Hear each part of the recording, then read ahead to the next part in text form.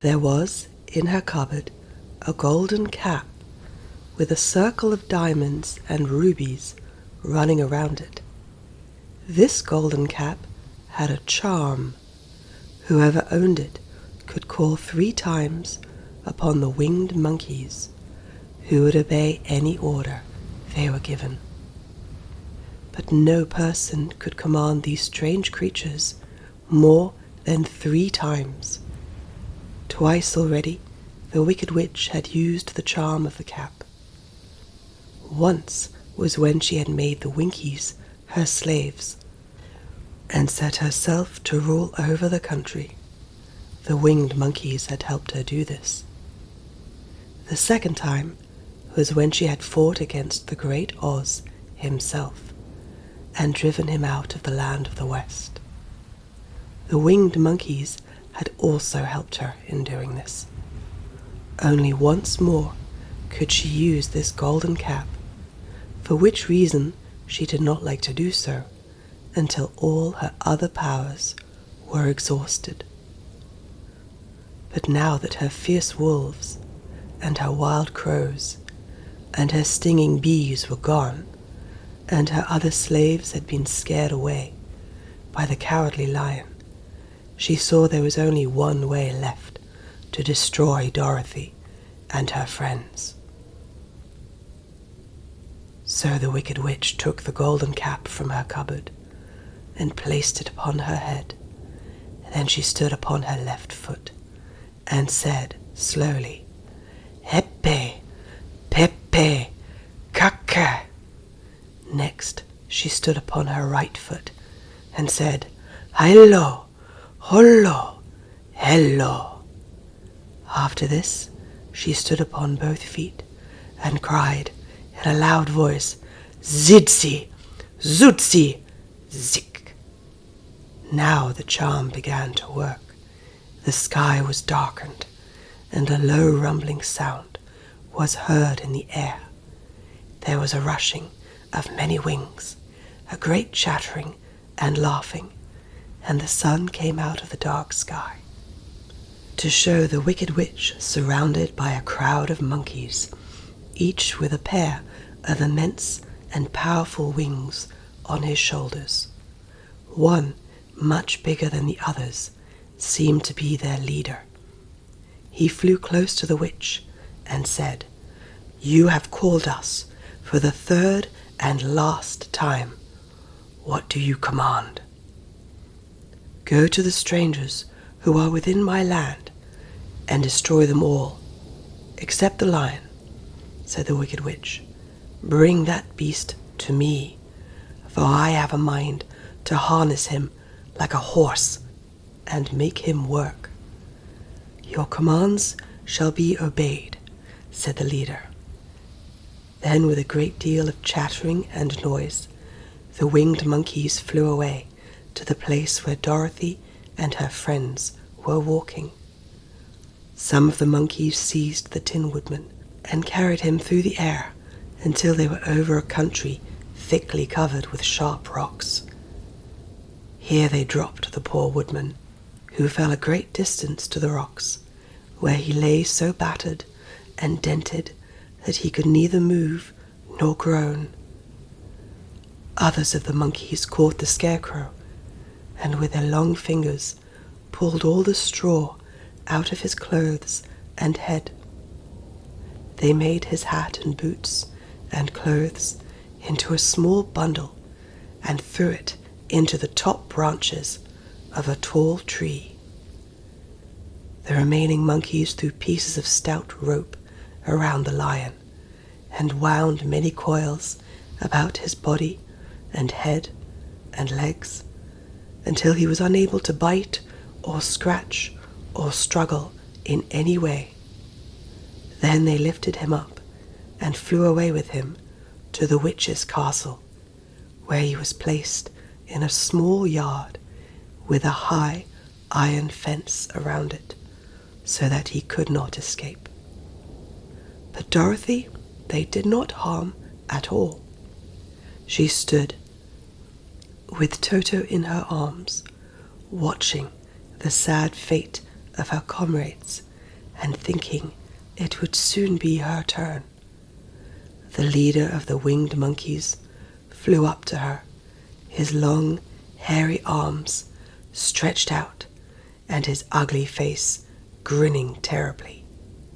But he saw the mark of the good witch's kiss upon her forehead and stopped short, motioning the others not to touch her.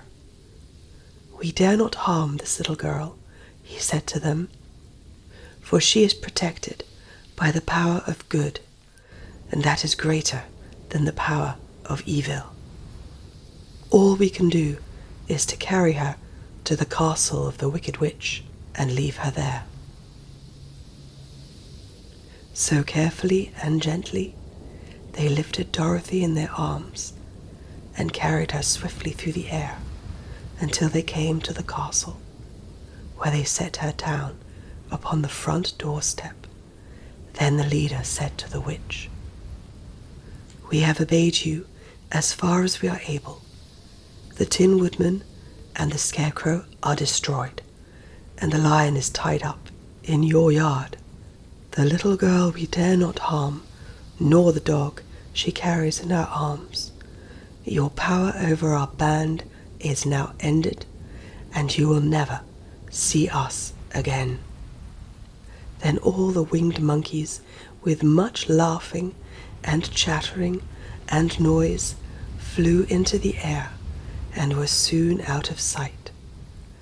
The Wicked Witch was both surprised and worried when she saw the mark on Dorothy's forehead, for she knew well that neither the winged monkeys nor she herself dare hurt the girl in any way. She looked down at Dorothy's feet, and seeing the silver shoes, began to tremble with fear, for she knew what a powerful charm belonged to them. At first, the witch was tempted to run away from Dorothy, but she happened to look into the child's eyes and saw how simple the soul behind them was, and that the little girl did not know of the wonderful power the silver shoes gave her. So the Wicked Witch laughed to herself and thought, "I can still make her my slave, for she does not know how to use her power." Then she said to Dorothy, harshly and severely, "Come with me, and see that you mind everything I tell you, for if you do not, I will make an end of you, as I did of the Tin Woodman and the Scarecrow." Dorothy followed her through many of the beautiful rooms in her castle until they came to the kitchen, where the witch bade her clean the pots and kettles and sweep the floor and keep the fire fed with wood. Dorothy went to work meekly, with her mind made up to work as hard as she could, for she was glad the Wicked Witch had decided not to kill her. With Dorothy hard at work, the witch thought she would go into the courtyard and harness the Cowardly Lion like a horse. It would amuse her, she was sure, to make him draw her chariot whenever she wished to go to drive. But as she opened the gate, the lion gave a loud roar and bounded at her so fiercely that the witch was afraid and ran out and shut the gate again. "If I cannot harness you," said the witch to the lion, speaking through the bars of the gate, "I can starve you. You shall have nothing to eat until you do as I wish." So after that, she took no food to the imprisoned lion, but every day she came to the gate at noon and asked, "Are you ready to be harnessed like a horse?" And the lion would answer, "No, if you come in this yard, I will bite you." The reason the lion did not have to do as the witch wished was that every night, while the woman was asleep, Dorothy carried him food from the cupboard. After he had eaten, he would lie down on his bed of straw, and Dorothy would lie beside him and put her head on his soft, shaggy mane while they talked of their troubles and tried to plan some way to escape. But they could find no way to get out of the castle, for it was constantly guarded by the yellow Winkies, who were the slaves of the Wicked Witch, and too afraid of her not to do as she told them. The girl had to work hard during the day, and often the witch threatened to beat her with the same old umbrella she always carried in her hand. But in truth, she did not dare to strike Dorothy, because of the mark upon her forehead.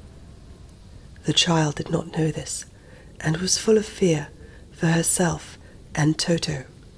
Once the witch struck Toto a blow with her umbrella, and the brave little dog flew at her and bit her leg in return.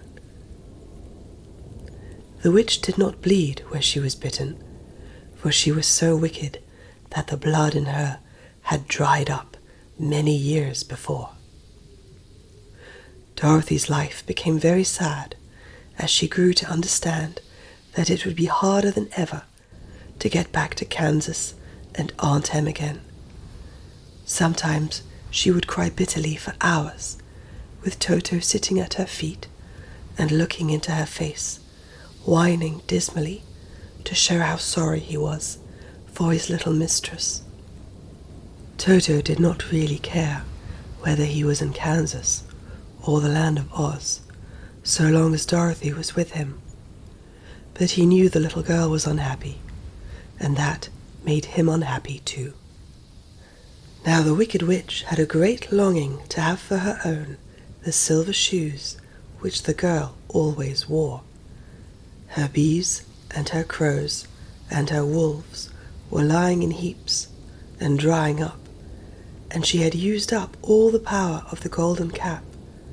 But if she could only get hold of the silver shoes, they would give her more power than all the other things she had lost. She watched Dorothy carefully to see if she ever took off her shoes, thinking she might steal them. But the child was so proud of her pretty shoes that she never took them off, except at night and when she took her bath. The witch was too much afraid of the dark to dare go in Dorothy's room at night to take the shoes, and her dread of water was greater than her fear of the dark, so she never came near when Dorothy was bathing. Indeed, the old witch never touched water, nor ever let water touch her in any way. But the wicked creature was very cunning, and she finally thought of a trick that would give her what she wanted. She placed a bar of iron in the middle of the kitchen floor, and then, by her magic arts, made the iron invisible to human eyes, so that when Dorothy walked across the floor, she stumbled over the bar, not being able to see it, and fell at full length. She was not much hurt, but in her fall, one of the silver shoes came off, and before she could reach it, the witch had snatched it away and put it on her own skinny foot. The wicked woman was greatly pleased with the success of her trick, for as long as she had one of the shoes, she owned half the power of their charm, and Dorothy could not use it against her, even had she known how to do so. The little girl, seeing she had lost one of her pretty shoes, grew angry and said to the witch, "Give me back my shoe." "I will not," retorted the witch, "for it is now my shoe, and not yours." "You are a wicked creature," cried Dorothy. "You have no right to take my shoe from me."